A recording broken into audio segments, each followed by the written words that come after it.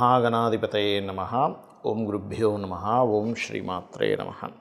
అరుణాం కరుణాతరంగితాక్షీం ధృతపాశాంకుశపుష్పబాణచాపాం అనిమాదిభిరావృతాం మయూకైః అహమిత్యేవ విభావయే భవానీం. శ్రీమాత్రే నమః. ప్రేక్షకులకి ఆ లలితాంబిక అమ్మవారి యొక్క అనుగ్రహం పరిపూర్ణంగా కలగాలని మనస్ఫూర్తిగా కోరుకుంటూ మనం ఈరోజు చెప్పుకోబోయే టాపిక్ ఏంటంటే, శుక్రుడు తన ఓన్ హౌస్ న్యాచురల్ సెకండ్ హౌస్లోకి మారుతున్నాడు. అంటే వృషభ రాశిలోకి శుక్రుడు వెళ్తున్నాడు. ఈ శుక్రుడు వృషభంలోకి వెళ్ళడం వల్ల ద్వాదశ లగ్నాల వారికి, ఎందుకంటే శుక్రుడు అక్కడికి వెళ్తున్నాడు అంటే మిగతా గ్రహాల యొక్క కాంబినేషన్లో రిజల్ట్ ఇస్తుంది. మిగతా గ్రహాలు ఎక్కడున్నాయి మనకి? ఈ జూన్ 28వ తేదీ నుంచి ఆల్మోస్ట్ ఒక 1 మంత్ ఉంటాడు అక్కడ శుక్రుడు. ఎక్కడ ఉంటాయి అంటే క్లియర్లీ వృషభం, మిథునంలో రవి, గురు అండ్ కర్కాటకంలోకి బుధుడు రావడము. అదేవిధంగా చూసుకున్నట్లయితే మీకు ఇక్కడ అంటే ఇప్పుడు ప్రజెంట్ దీంతో కలిసి ఉన్నాడు, మిథునంలోనే ఉన్నాడు బుధుడు, కానీ కర్కాటకంలోకి వెళ్తాడు. దాని తర్వాత కుజుడు, కేతువు సింహంలోని, కుంభంలో రాహు, మీనంలో శని ఉన్నాడు. అయితే శుక్రుడు ఓన్ హౌస్లో ఉన్నప్పుడు ద్వాదశ లగ్నాల వారికి, లగ్నం తెలియదండి అంటే రాశి హ్యాపీగా చూసుకోవచ్చు, అందులో ఎటువంటి ఇబ్బంది లేదు. ఎటువంటి మంచి ఫలితాలు ఉన్నాయి?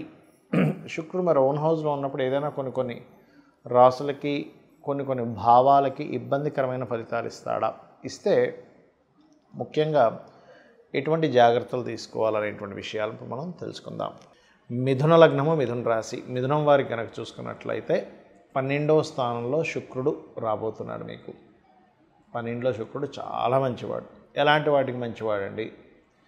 సుఖాలను ఇస్తాడు, కంఫర్ట్ యోగాన్ని ఇస్తాడు. ఎప్పటి నుంచి అబ్బా మేము సుఖంగా నిద్రపోలేదండి అనేటువంటి వారికి కూడా 12లో శుక్రుడు ఇస్తాడు. కాకపోతే ఎవరికైనా శుక్రుడు కనుక పాడైతే 12లో ఉండి వాళ్ళకి మాత్రం వ్యసనాలు. అలా కాకుండా మీ జన్మజాతకంలో మీకు ఆల్రెడీ శుక్రుడు వృషభంలోనో, మకరంలోనో, లేకపోతే కుంభంలోనో, లేనట్లయితే కన్యారాశిలోనో ఉన్నట్లయితే కూడా ఇక్కడ మంచి యోగం ఇస్తుంది, గుర్తుపెట్టుకోండి. అయితే ఈ శుక్రుడు 12లో ఉన్నందుకు, 12లో శుక్రుడు కొంతవరకు విదేశీ యోగాల్ని, లగ్జరీ లైఫ్ని ఇస్తున్నప్పటికీ కూడా కొన్నిసార్లు చూడండి, ఒక్కోసారి వివాహ సంబంధించినటువంటి విషయాల్లో చిన్న డిస్ప్యూట్స్, గొడవలు అవుతూ ఉంటాయి. ఒక్కోసారి ఆ డిస్ప్యూట్స్ని చాలా మటుకు కంట్రోల్ చేయడానికి మిథునం వారికి 12లో ఉండేటువంటి శుక్రుడు ఖచ్చితంగా యోగిస్తాడు, అందులో ఎటువంటి సందేహం లేదు. అలాగే మరొక విషయం ఏంటంటే, ఇక్కడ రాశిలో కూడా కాస్త గురువు, రవి ఉన్నారు. గురువు కాస్త అస్తంగత్వ దోషంలో ఉన్నాడని చెప్పుకుంటున్నాం. కాబట్టి కొంచెం వివాహ సంబంధించిన విషయంలో గురువు రవి ద్వారా ఉన్నందుకు కొంత దాని ప్రభావం ఉంటున్నప్పటికీ శుక్రుడు 12లోకి రావడం వల్ల రిలీఫ్ వస్తుంది. అంటే ఎప్పటి నుంచో చూడండి, ఏమిటోనండి మా జీవిత భాగస్వామితో కొన్ని ఇబ్బందులు పడుతున్నాను కానీ కొన్ని పడుతూ ఉంటారు. కానీ శుక్రుడు ఎప్పుడైతే 12లోకి వచ్చాడో, 12లోకి రావడం సహజంగా శుక్రుడికి మంచిది. రెండవది విపరీత రాజయోగాల్లో వన్ ఆఫ్ ది విపరీత రాజయోగాలు. దీనివల్ల ఏమవుతుంది అంటే, వేరే దేశాల్లో ఉండేటువంటి వారికి ఇప్పుడు చూడండి, బయట కంట్రీస్లో కొన్ని జాబ్స్ పోవడం లాంటివి జరుగుతూ ఉన్నాయి. అటువంటి విషయాల్లో మళ్ళా కొత్త జాబ్ ఏదైనా రావడం, ఎందుకంటే దశమంలో శని ఉన్నాడు. ఆ శని, దశమంలో ఉన్నటువంటి శని శుక్రుడిని చూస్తున్నాడు. కాబట్టి ఖచ్చితంగా అక్కడ మంచి ఫలితాలు ఇవ్వడం జరుగుతుంది. ఇక మీరు చేయవలసిన దేవతారాధన, ఎవరితోనైనా ఏదైనా మాట్లాడేటప్పుడు ముఖ్యంగా, ఎందుకంటే 3లో కుజకేతువులు ఉన్నారు కాబట్టి ఓం కనకాంగద కేయూర కమనీయ భుజాన్వితాయ నమః అని చేస్తూ ఉండండి. ఏదైనా ప్రయత్నం చేసేటప్పుడు కూడా కుజకేతువులు 3లో ఉన్నందుకు కొంచెం ఏదైనా పెద్ద ప్రయత్నం ఏదైనా ఉంది, కుజకేతు గ్రహాల దగ్గర దీపారాధన చేస్తూ నిత్యము అమ్మవారి ఆరాధన చేసుకోండి, అన్ని విధాలా బాగుంటుంది. చాలామంది నన్ను అడుగుతున్న ప్రశ్న ఏమిటంటే, ఏమంటే శుక్రమహర్దశ వస్తే బాగుండాలి కదా. నేను మీకు ఇప్పుడు యూట్యూబ్లో కొన్ని స్టూడెంట్స్ కోసం కొన్ని కేస్ స్టడీస్ పెడుతూ ఉన్నా. అంటే శుక్రదశ అనుకుంటాం మనం. శుక్రుడు కనుక ఎలాంటి పొజిషన్లో ఉంటే అద్భుతంగా యోగిస్తాడు, ఎలాంటి పొజిషన్లో ఉంటే యోగించడు అని. ఎందుకంటే దానికి ఒక రూల్ ఉందండి. ప్రతి గ్రహానికి ఒక ప్లానెట్ గనక ఒక లగ్నం నుంచి ఫలానా స్థానంలో ఉంటేనే ఆ యోగం అనేటువంటిది అద్భుతంగా ఉంటుంది. ఆ స్థానంలో లేనప్పుడు అది నీచభంగ రాజయోగాలు కూడా ఒక్కోసారి ఇబ్బంది పడతాయని చెప్తూ వస్తున్నా. అందుకని మీరు అర్థం చేసుకోవాల్సింది ఏంటంటే, శుక్రుడు అనగానే అద్భుతం, గురువు అనగానే అద్భుతం, లేకపోతే శని అనగానే నీచం అని అనుకోకండి. అది ఎలా ఇస్తుంది? ఎందుకంటే మీరు అర్థం చేసుకోవాల్సింది, ధనము ఒకే రూపంలో రావట్లే ఈ ప్రపంచం మొత్తం కూడా. ఒకరు చెత్త నమ్ముకొని కూడా బిజినెస్ చేస్తే ఇంకో వ్యక్తి బంగారం అమ్మితే డబ్బులు వస్తున్నాయి, ఇంకో వ్యక్తికి నీరు అమ్మితే డబ్బులు వస్తున్నాయి, ఇంకో వ్యక్తికి ఆక్సిజన్ అమ్మితే డబ్బులు వస్తున్నాయి, ఇంకో వ్యక్తి పెట్రోల్ అమ్మితే డబ్బులు వస్తున్నాయి, ఇంకో వ్యక్తి సర్వీసెస్ చేస్తే ధనం వస్తుంది. అంటే ఏంటి? అన్నీ కారకత్వాలే. ఈ నూనె, ఐరన్ ఇదంతా శని. మరి ఐరన్ ద్వారా నూనె ద్వారా వచ్చేప్పటికి శని ద్వారా డబ్బులు వస్తుంది. శని కారకత్వం అదంతా కూడా. శుక్రుడు అంటే వాహనాలు, గృహాలు, లగ్జరీ ఐటమ్స్ ఇవన్నీ.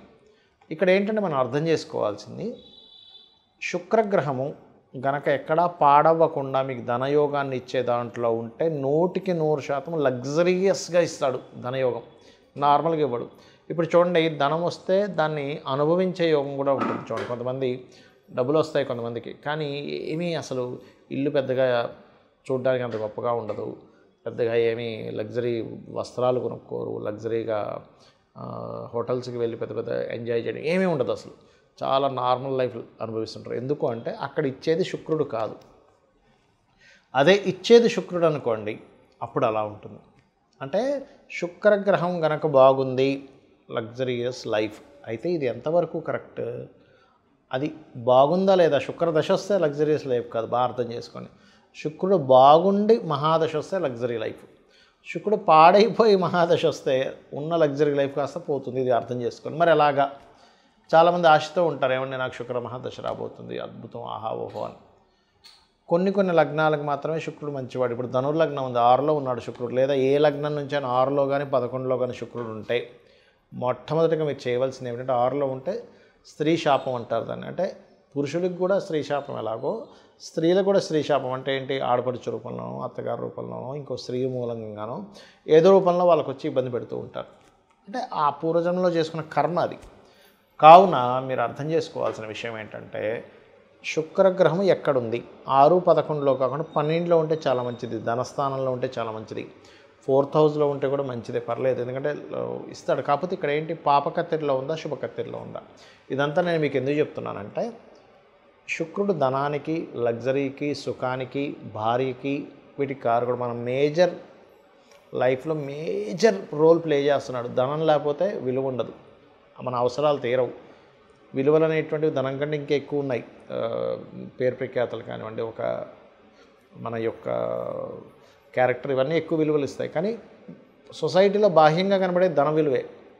అలాగే ఒక లగ్జరీ కారు ఉండాలన్నా, గృహం ఉండాలన్నా శుక్రగ్రహ బలం, చతుర్థాధిపతి బలం కూడా ఉంటుంది. కేవలం ఎప్పుడూ శుక్రుడే కాదు, 4th లార్డ్ పలానా ప్లానెట్ అయి మంచి యోగం కలిగింది, ఆయన కూడా ఇస్తాడు, ఇవ్వడం కాదు.